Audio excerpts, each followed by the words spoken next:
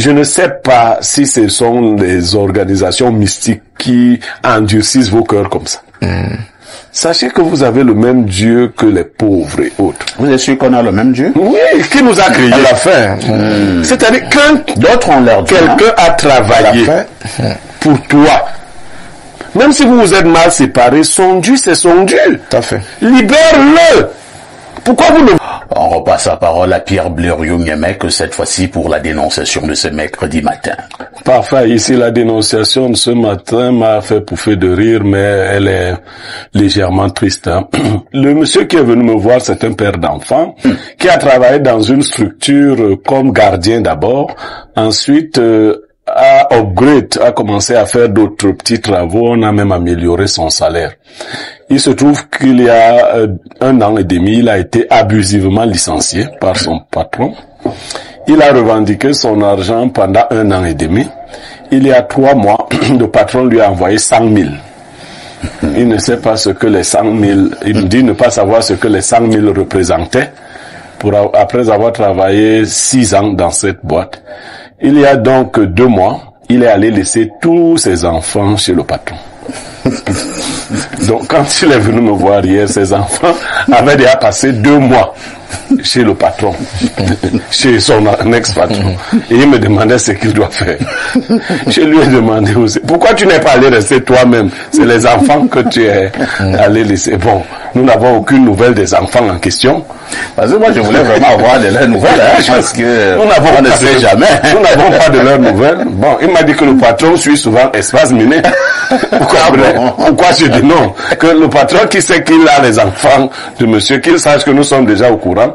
Nous pourrons donner les noms par la suite, mais pour le moment, bon, je vais faire mon analyse après, mais voilà, un homme aux abois finit par aller abandonner sa famille chez son bourreau.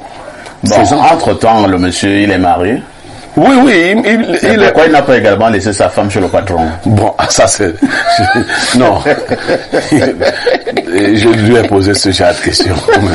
Comment est-ce que les... Bon, on va analyser. Alors, entre-temps également, le monsieur, il t'a comme dit à peu près combien il revendiquerait?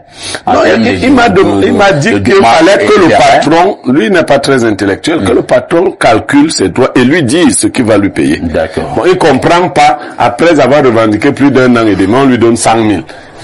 Bon, 100 000, ça représente un montant qui a été enlevé de quel autre montant total? C'est la compte. Pourquoi on l'a licencié? Il m'a dit abusivement, hein. Il m'a dit un matin. Un licenciement abusif. Oui, un matin, le patron lui a dit qu'il ne voulait plus qu'il travaille là. Simplement. Les camerounaiseries. Oui. Nous allons poser cette question ce matin encore. Pourquoi certains patrons ont un cœur, je vais parler comme au quartier, aussi dur? On vous dit que ce monsieur était gardien, par la suite il a commencé à avoir des petits autres postes dans cette structure. Je suppose que son salaire n'est pas très loin de celui d'un catéchiste. Et vous le licenciez de manière abusive. Et depuis 1 an et demi, vous ne lui avez pas payé ses droits. Pourquoi certains patrons sont aussi, pour ne pas utiliser un mot trop compliqué, trop dur, pourquoi certains patrons sont aussi compliqués? Non, chacun a son douloureux maître. Ce qui vous fait mal ne lui fait... C'est ta réponse maintenant, Pascal. Voilà. Ce qui vous fait mal ne lui fait pas mal. Vous savez, l'empathie, c'est une faculté qui appartient aux vrais hommes. Il y a des hommes qui sont sans empathie. Mais le monsieur également est sans empathie. Le gardien pour aller laisser ses enfants. Oui, pas faire ici. Les enfants, c'est pas un jouet. Et je le lui ai fait savoir. Je lui ai même dit que c'est pour cela que sa cause, je n'allais pas beaucoup la défendre. Il pouvait menacer de le faire et venir me voir. Oui. Mais je lui ai dit, mais attends, les enfants ne sont pas une monnaie de change. Oui. En une nuit seulement, on peut te bousiller les enfants. On peut te les détourner. En une nuit. Mais lui parlait là et puis il était normal, quoi. Il est même rentré chez lui. Je ne sais pas. Tu ne sais pas si tes enfants ont mangé. Tu ne sais pas ce qu'on leur a fait là-bas. Si on m'annonce même que quelqu'un s'est enfermé avec mes enfants quelque part. C'est toi en ces temps-ci? En ces temps-ci. Parce qu'il y a 30 ans, ça pouvait encore être... Voilà. Donc, j'ai trouvé que ce monsieur, bon, je veux pas en dire plus, qu'il était amoral, pas immoral. Il n'avait pas particulièrement de conscience morale, parce que lui, il s'est dit, je vais faire la pression. Maintenant, le patron a dit, d'accord, si c'est la pression, moi je reste avec les enfants. Je prends les enfants. Je prends les enfants. Pour combien de temps? Peut-être le patron, lui, il a même décidé que désormais ce sont ses enfants. Il va même les amener au village pour passer. Il va aller cultiver les champs là-bas. Ici même l'émission, il nous dit que non, les enfants sont déjà ici. C'est pas moi qui les ai fait venir. Peut-être que le patron a même fait faire un constat d'huissier pour... les juristes appellent ça délaissement d'incapable. Ce que le monsieur a fait là, c'est un délaissement d'incapable. Donc, un acte volontaire. Hein? Un acte volontaire. Oui, bien sûr. Et la loi est irresponsable. Et c'est très irresponsable. Il peut être poursuivi pour cela. Parce que le patron n'a même pas la charge du tutorat sur ses enfants. Ils n'ont pas de lien. Voilà, ils n'ont aucun lien pour qu'il a lui laissé. Maintenant, ce patron-là, pour sortir, je ne sais pas si ce sont des organisations mystiques qui endurcissent vos cœurs comme ça. Sachez que vous avez le même Dieu que les pauvres et autres. Vous êtes sûr qu'on a le même Dieu? Oui, qui nous a créés à la fin.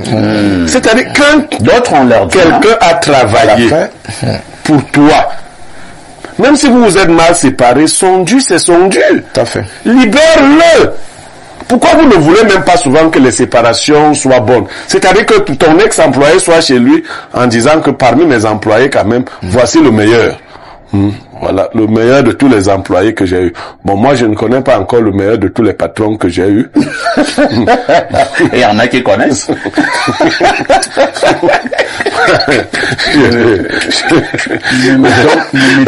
Ne mettons pas les sentiments. Ne mettons pas des sentiments dans ce qu'on appelle le capitalisme. Vous savez, une entreprise, ça veut dire faire des profits. Et parfois, il s'agit de faire des profits au-delà du caractère sentimental. Oui, je n'ai pas de sentiment. Non, il n'y a pas de sentiment. Voilà. Le Dieu de quelqu'un, c'est pas un sentiment. Non, je ne parle pas du Dieu. C'est-à-dire que je vous parle là de la reine des affaires. C'est-à-dire que quand vous y êtes, vous devez savoir que chacun cherche à gagner sur l'autre. Non, vraiment, un gardien n'est pas c'est même une théorie dans les relations. Un gardien n'est pas d'accord. Là, c'est l'esclavage. Il faut s'accroître au détriment des autres. Mais c'est pas ce qu'on va prôner.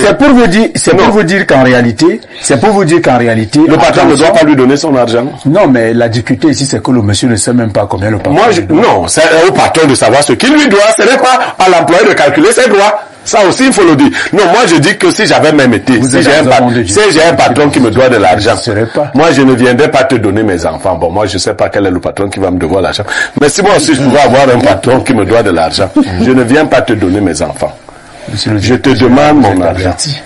Averti c'est quoi? Oui, si tu ne me donnes pas mon argent, moi-même je viens habiter chez toi. C'est pas mes enfants que j'envoie. Merci. C'est moi-même qui viens habiter. Merci. Voilà la bonne chose. Merci. Nous allons quand même nous poser la question. Blériot a commencé à le dire tout à l'heure. Je ne sais pas pourquoi certains patrons, et ils se reconnaissent lorsqu'ils regardent cette émission, il y en a qui regardent. Pourquoi, lorsque cela se sépare de son employé, il faut toujours que la séparation soit violente, qu'elle soit barbare, qu'elle soit sauvage. Qui a même dit ça? Mais vous pouvez avoir un employé, vous vous séparez calmement. Vous pouvez vous revoir en route un jour, vous vous dites bonjour. Vous pouvez vous rencontrer en Chine un jour, vous prenez du café, ainsi de... Mais il y a une race de patrons dans ce Cameroun. À chaque fois qu'il s'est séparé d'un employé, il se rassure que l'employé là doit mourir. Une fois qu'il s'est séparé de cet employé-là. Tant qu'il n'est pas sûr que l'employé-là est mort, il n'est pas tranquille. Mais c'est la méchanceté. Vous savez pourquoi? C'est le cynisme. C'est même la sorcellerie. Et vous savez pourquoi, parfait? Non. C'est parce que ces employés vont souvent au-delà du cadre purement professionnel. Pas toujours. Développer des relations particulières avec ses patrons. Pas toujours. Parce qu'un patron qui se comporte comme ça se laisse emporter par les émotions. Et les émotions interviennent souvent lorsqu'on a eu des relations particulière avec quelqu'un.